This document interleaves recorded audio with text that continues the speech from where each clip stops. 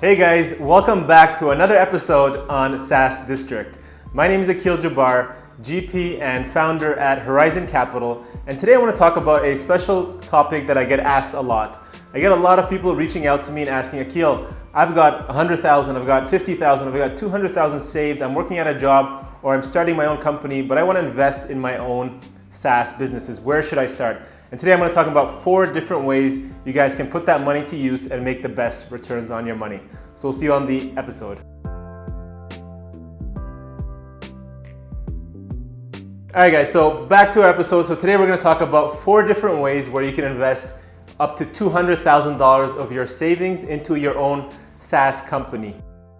Number 1, straight cash deal. That's the one that everybody thinks about. They're looking to take $200,000 and buy their company that's worth $200,000. Okay, that's the way I first started. I remember back in 2014, I bought my first company while I was working as an engineer. I used to be a petroleum engineer working in Calgary. So I used to work 9 to 5. I understood that grind, and I was looking to invest some of my capital that I had. So I purchased my own business. I think it was about for $60,000 at that time. It wasn't a SaaS company. I didn't know much about SaaS at the time. I was mostly looking at, it was an ads and affiliate website, and it was making about I think about $2,000 or $3,000 a month, and that's how I first got started. Now, looking back now, that's not something I would have recommended. I didn't use enough leverage, and I didn't know enough of what I was doing at the time, to be honest, to make the best decision. But that is an option to start. So if you have, say, $200,000, what you would be looking to get in return on a SaaS company, typically we are paying anywhere between, you're looking at 3.5 to say 4.5 SDE. Okay, so I'm just gonna make a note here. What you wanna pay on this is 3.5, okay, to about 4.5 SDE. So if you guys don't know what SDE is, that's seller discretionary earnings. And that's the type of earnings that you should expect to get back on a monthly basis. So let's say you're putting about $200,000. What that would look like in terms of your returns, let's use 4x as a number there. You'd be looking at, so divide that in about 4 times. You're looking at about $50,000 a year. Okay, so that's what you should be getting on this deal. So $50,000 a year is what you'd be looking at if you put a straight $200,000. So maybe that's what you're earning right now. Let's say you're making $50,000 a year. You just want to replace that income. You put $200,000, and you should be able to replace that income with your new business. So one thing I want to talk about for that point is the benefit of buying your own business is you have no one to report to. Okay, you're fully responsible. You have the full liability, and you have the full ownership of the business, okay? So what if it grows, you own 100% of it, you get full upside, okay? But also if you fail and you aren't able to manage it properly, you lose all your money on that deal and you're completely responsible, okay? Just so something to think about there. Number two is using debt financing. And what I mean is using SBA or BDC, depending on where you are. If you're in the US, I suggest going and using an SBA loan. And if you're in Canada, the equivalent of that is a BDC loan. So let's say you have $200,000. Now what you can do is use debt, and you can now buy, let's say, probably closer to $1 million deal. Okay, so now you're $200,000. Instead of going and looking for a $200,000 company that's doing $50,000 a year, you can now leverage that debt. And let's say you're paying the same multiple. Okay, now you can buy a company that's 5 times bigger. So instead of $50,000 a year, you're now making $250,000 per year. Okay, so that's not a bad investment. Whereas here, you're only making $50K per year. Okay. Now, one thing to think about is with SBA, they typically want at least 15% down on an acquisition. The company has to be at least 3 years old.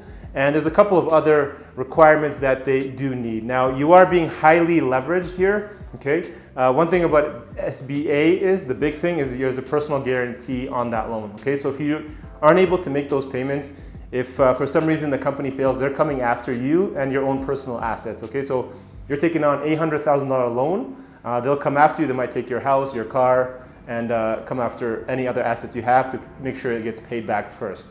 Okay. Whereas if you're in Canada, BDC, the interesting thing with them, they do require a little bit higher of a down payment. Typically, I've heard about 25% is what they want for an acquisition. Same thing, they want 3 years of history. They want to make sure you have a track record a little bit. You know what you're doing, you have some management experience, and you'll know how to actually grow the company. But the big benefit there is there's no personal guarantee. Okay, if you default on the loan, you're not liable to pay back that extra 750 or 800K. Okay, so that's an option I really like. If you have the experience, if you feel comfortable taking on that loan and debt, I would suggest looking at a bigger size deal. Put your 200K to good use, and you can pay back that loan over 10, 15 years to get back your money. Okay, so that's number 2, using debt financing to make your acquisition. Number 3, co-invest as an LP in larger deals. So what do I mean here? So there's a lot of micro private equity firms out there that actually take outside investors and put it towards larger deals. So they take equity. You can actually get equity. Instead of putting 200K and getting your returns on one small company, your risk is actually reduced when you're working on a bigger company. So you put that 200K, let's say, in a $2 million deal, and now you own 10% of that. Okay, and you're getting paid distributions based off your 10%. Okay, so for example, at Horizon Capital, that's what we do. We work with LPs all around the world. They're entrepreneurs, high net worth individuals, or other investors, professional investors. And they come to us. Our minimum check size is 100K USD. So they come to us, here's 100,000. They trust our expertise that we know how to manage, we know how to grow the company, we know how to operate it, and we get them 30, 50, 100% cash on cash returns on their money, and they're completely passive. So if you're looking to just put your cash to use and maybe you don't have the time or expertise on how to manage the company, this is probably the best option. Just put your money to use, and you don't need any experience needed, and you should get probably equivalent or maybe higher returns than if you're just starting from scratch. All right, so that's number 3. Number 4, the final point here, go out and raise outside investor capital for equity. So let's say you have $200,000 of your own money and you want to go buy a $2 million business. Okay, so your $2 million business needs $1.8 million. So obviously you don't have that cash lying around. You don't want to use any debt, or maybe you'll just use a bit of debt, and you need to find the remainder of the money. So what you do now is do the reverse. So this is what we do at Horizon Capital. You go out and find other investors to raise money and invest in your company. Okay, so you're gonna say, hey, give me 100,000. You go out and find, say, 18 different investors.